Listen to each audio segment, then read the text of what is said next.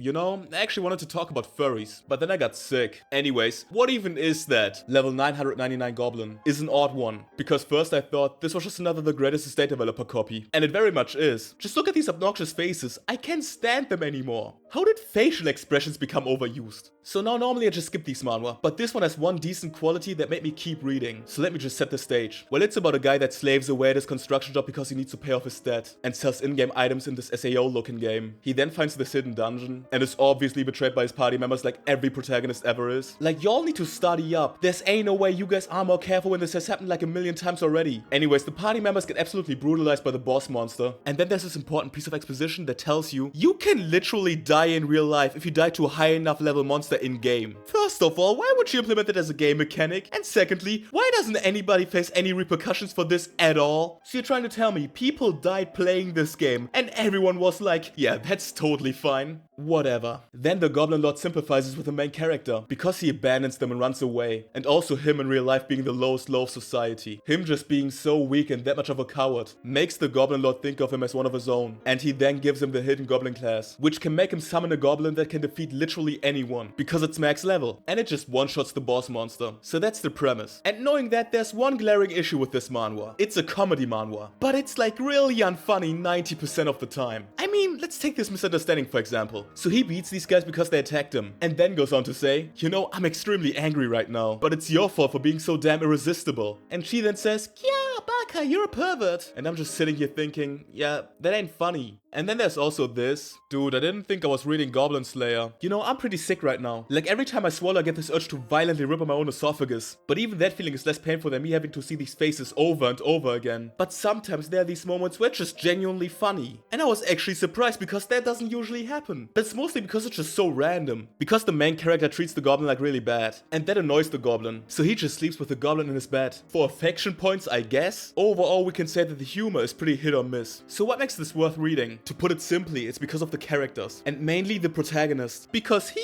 sucks. Honestly, he's just such a bad person. Because the first time he ran away and abandoned his party, it made complete sense to me and I was on his side. Because he was weak and he couldn't have done anything else. But him justifying it by saying I have to survive even if I do it alone was kind of odd to me. But then you start to see the difference between him and Llyod. While Llyod is actually a good person deep down and actually does try his best for other people, this guy's not. He hates the feeling of being looked down upon. He also distrusts people to an unnatural standard. Because when a raid suddenly appears, he immediately accuses the guy that told him that wouldn't happen for another month of lying, even though he didn't, because this was actually a hidden dungeon. And as a result of his action, all of this girl's party members end up defeated. And she just looks at him with a look of utter disgust, telling him to not do anything. And he then thinks to himself, why are you looking at me like that? Because I don't have my goblin? It's your fault anyways. You're the ones at fault. Despite being so weak, you treat me like this, even though I'm your only way out? Fine, I'll let you struggle and die on your own. He just refuses to take any amount of accountability. It's always the fault of others, no matter what happens. And this is when you realize there's actually nuance to his character. He isn't just dislikable because of a character trope. No, the author wants you to dislike him. There's actually a character arc behind him behaving this way. And even after finding a solution and defeating the boss, he justifies his greed of taking all the loot by saying, you're the ones that betrayed me in the first place. Again, not even owning up to anything. And not even acknowledging that I didn't even betray him. And after this, there's this arc where his character is perfectly displayed.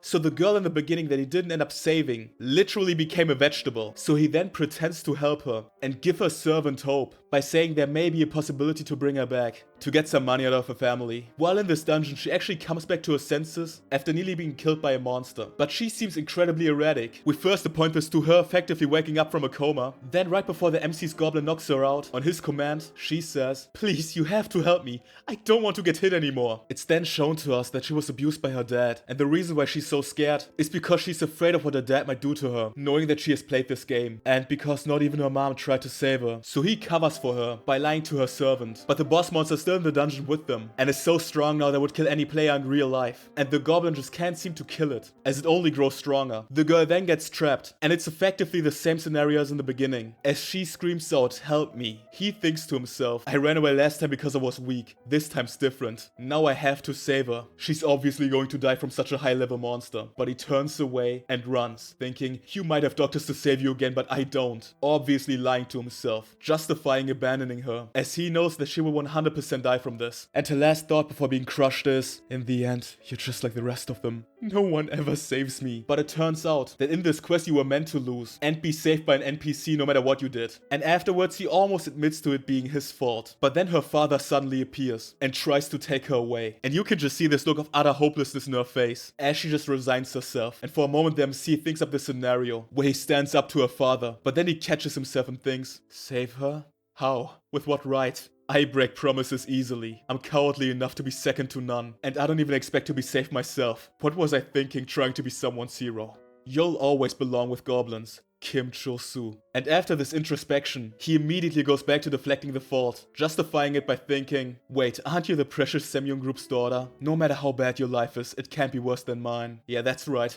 Why should I feel guilty? That is until he catches a glimpse of the bruises that she got from being relentlessly beaten. And that is when for the first time in the manhwa, he actually takes action for another person, completely selflessly, and defends her from her father, and in doing so helps her escape from an abusive household. It is just that his character feels so interesting. In these certain aspects, he just feels so human. He's a flawed and bad person that eludes himself into thinking that what he's doing is actually justified. So that's the aspect of the manhwa that's to me actually incredible. But I forgot to mention something, because the story itself is actually incredibly random. Because between all those important story beats that I just mentioned, this guy also casually drags this girl around on a collar, and literally serves on her in the dungeon. And also, how do we transition from these really emotional scenes, where she's utterly broken because of the abuse, to her literally being a TikTok live NPC? Like, the whiplash is crazy. So the line between serious and unserious moments seems to blur often. And if you don't pay attention, you might miss it. So overall, I have mixed feelings about this one. But because there are like only 15 chapters out right now, it's like an 8 TikTok live NPCs out of 10.